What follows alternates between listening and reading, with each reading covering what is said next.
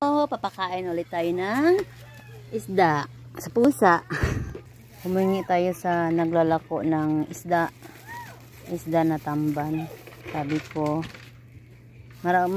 mura lang kasi yung kanyang tamban, ano lang, tag 100 ang kilo. So naghingi ako yung yung wala ng mga ulo, kasi nakukuha lang daw to sa lambat, kaya maraming walang ulo. Sabi ko akin na at ipapakain ko sa pusa. So ito, kainin natin.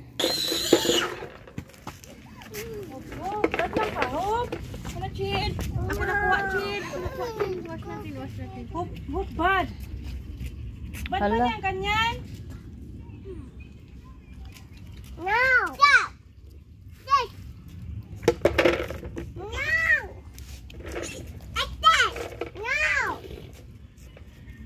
Pagkainin na, mabubusog ka na yan pusa. Ang dami na. Badyan.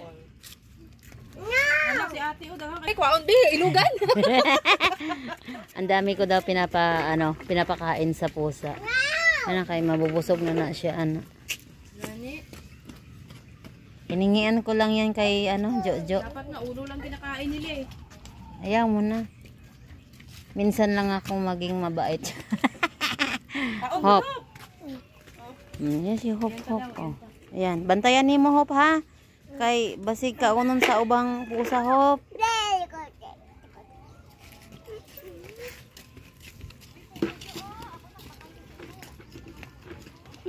Medyo di kong bakal kay ate do.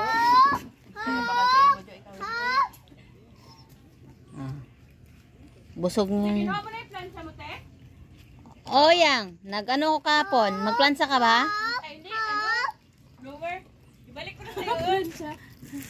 Hoy! No, hupop. Maot ka kadula ha. Maot ka banding ha. Wala. Kain lang, Ming. Oh, daming pulgas na yan. Nahurot, ginaniya te. Pusakal naman yan. Daming pulgas ng pusa. Kumaya na po din ang uban. Pusa iba. Ha? Mo, nag-anak? Oo. Yan. Hindi pa yan kakain. Oh, dami pulgas. Okay.